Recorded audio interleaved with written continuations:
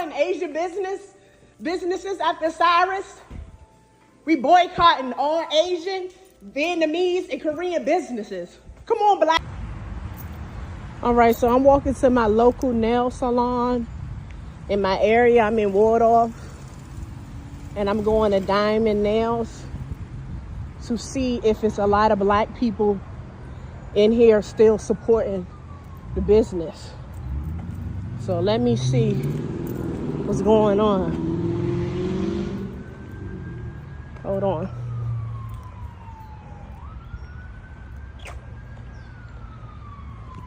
I'm gonna walk in here and just say, stop supporting this business. We boycotting.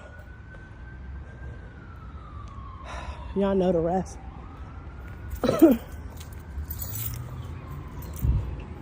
And it looked like there's a lot of cars out here.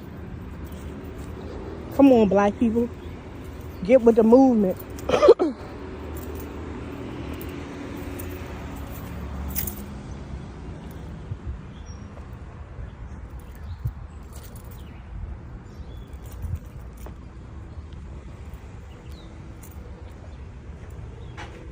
Come on, baby. You still supporting this Asian business?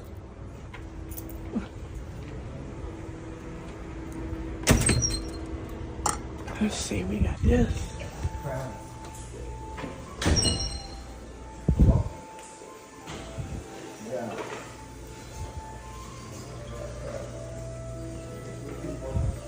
Hey, y'all still supporting this business? Y'all still supporting Asian businesses after Cyrus?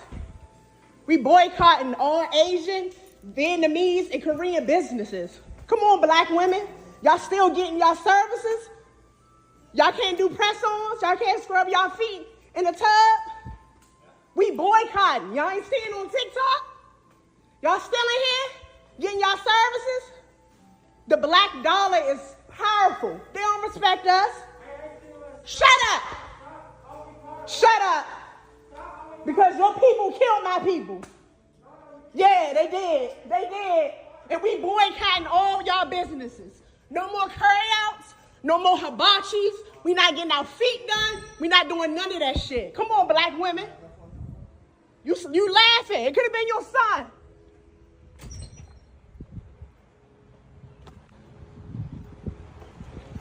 I don't know about y'all, but lately I've been feeling like I'm in my Tupac era. Especially with all this shit going on with the Vietnamese and the Cyrus and the boycotting all Korean, Vietnamese, and Asian businesses. I just feel like I'm on some whole type Tupac shit. They don't give a fuck about us. I mean that shit, because these white folks see us as thugs. I don't care what y'all think. I don't care if you think you a lawyer, if you a man, if you an African American, if you whatever the fuck you think you are.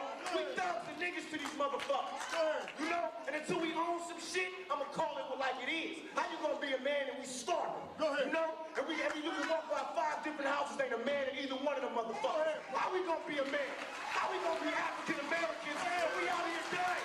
We thugs and we niggas until we set this shit right. Trust me when I tell you that shit. Young black males out there identify with thug life, but I want to be your enemy. I understand you guys are upset and you want to boycott Asian-run businesses. Totally fair. I do acknowledge that many Asian people could be racist. And I condemn all races, regardless their ethnicities. Racism should not be accepted or tolerated. But not all of us are racist. I don't think I'm racist. I mean, I try not to be. I don't think I'm racist. I'm just Asian. I don't think it's fair that we all are punished because of one guy.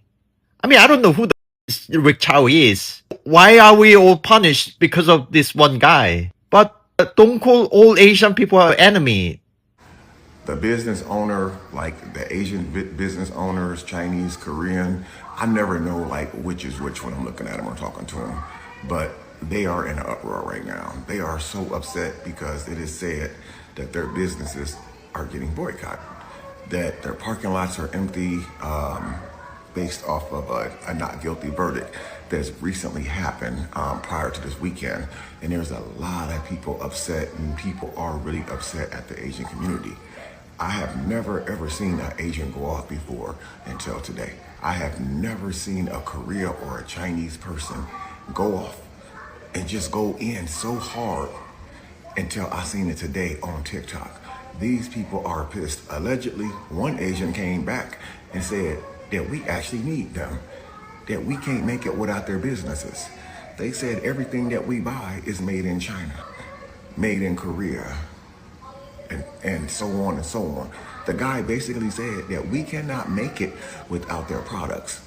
But yet, I don't think that he completely lied. If you go into our stores, 90% of what's on those shelves in the store, made in China. The next time you go to Walmart, Target, or any of those stores, pick up one of those coffee cups, look at the bottom of it, made in China.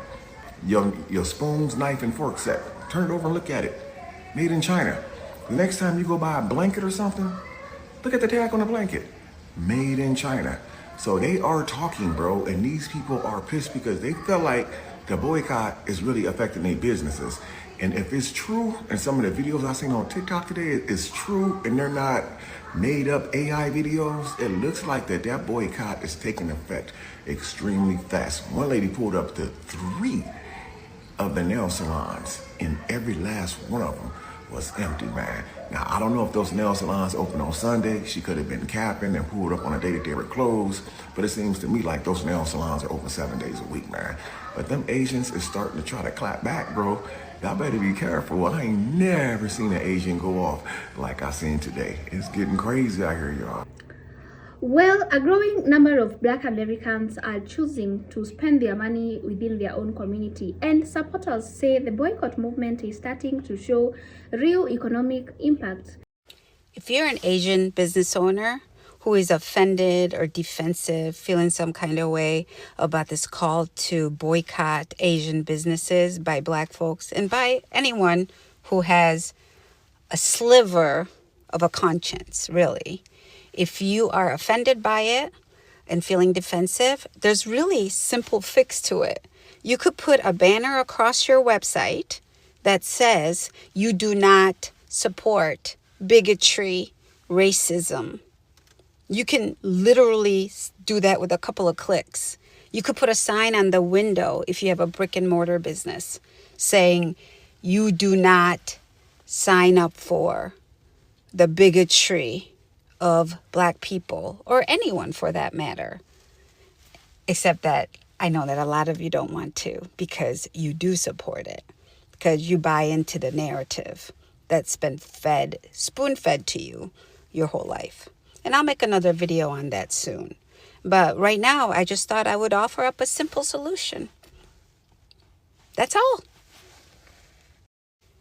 I recently moved to Orange County, and I moved here for reasons of work and some personal things without really doing a deep dive of research on the type of communities that were here. I just knew that it was a lot of Asian people, and when I leave the house, nobody asks me where I'm from. So I was like, yeah, I love it. And then there's all kinds of Korean grocery stores and restaurants and stuff that just kind of fits my life in that way, right? I didn't realize how red it was around here. I didn't realize the level of bigotry and racism existing around here. So I came upon a website, or a TikTok account, I should say, that points out all the mega owners of these businesses. So I'll share that once I figure that out with technology. But in the meantime, if you're an Asian business owner who is not mega, who doesn't believe racism and bigotry and unaliving of children needs to exist in our society, just put up a little banner. Just put up a little sign. As simple as that. The rest of you, your time is coming.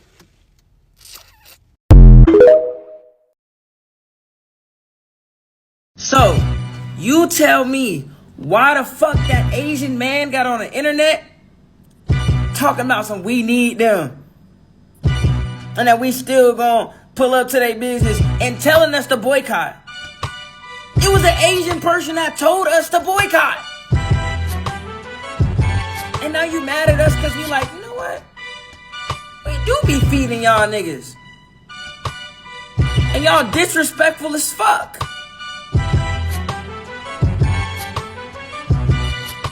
Yeah, not everybody racist. Not every person in each race is racist. Correct. But it doesn't defeat the point that the people that's representing you, y'all are allowing it. And not only are y'all allowing it, y'all were reposting his video and sharing it and thought it was funny. And now that niggas is thinking and like, damn, we love you to stand on this shit. It's not everybody. Shut the fuck up, nigga. And so today is a day of reckoning. A day of reckoning within the Asian American community. To recognize our complicity in upholding the institutions of white supremacy. Yeah, that's it. That's it. Today we have to interrogate our own anti-blackness that exists in our community. That we have to recognize our own privilege and anti-blackness that has existed for decades. That we have to understand that any progress that we have towards defeating Asian hate is inextricably tied to the progress of our black and brown brothers and sisters. The movement gained attention after a public outrage over a high-profile case involving a black teenager's death and perception among many people that justice was not fully served. And that frustration sparked broader conversations about accountability, economic power, and where consumers choose to spend their money. Adding fuel to the debate, an Asian content creator publicly challenged Black Americans to boycott Asian-owned businesses. But now, some observers say the response has been stronger than expected, with many Black consumers intentionally supporting Black-owned businesses instead. What is interesting is that some Asian Americans are now speaking out as well. Rather than defending every action, they are calling for accountability, criticizing divisive rhetoric, and arguing that anyone responsible for a crime should face appropriate legal consequences. Meanwhile, supporters of the boycott say the biggest lesson is the power of collective spending. They argue that economic empowerment, community investment, consumer choice, and business accountability are becoming central topic in this conversation. But the question is this a temporary reaction or the beginning of a long-term shift in where people choose to spend their money? So what makes this situation different from many previous boycott campaigns is that supporters are not simply talking about what they oppose. They are also focusing on what they want to build. Many advocates say that the goal is to increase circulation of money within Black communities, support Black entrepreneurs, create more jobs, and encourage long-term business growth. If that trend continues, some analysts believe it could lead to stronger local business networks, greater economic independence, and increased competition across multiple industries. At the same time, others argue that businesses of all backgrounds may need to pay closer attention to consumer relationship, community trust, and public perception because consumers today appear more willing than ever to align their spending with their values. At the same time, some Asian Americans are now urging a different approach. As the debate continues, a number of voices within the Asian community have begun calling for unity, understanding, and a dialogue rather than division.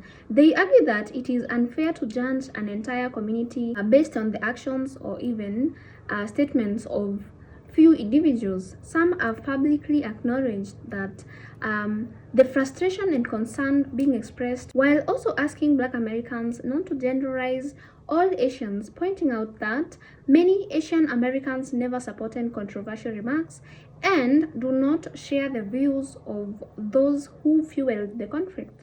So their message is that accountability should remain focused on individuals rather than an entire community. and that long-term solutions are more likely to come from cooperation, mutual respect, and even honest conversation than deeper division. So guys, tell me what you think about all of this in the comments section, and this discussion is growing and I'll continue to bring more to you. Thank you so much for watching. In case you're new on this channel and you love breakdowns like this, kindly hit the subscribe button and join our family. Thank you so much for watching. I'll see you in the next one. Bye for now.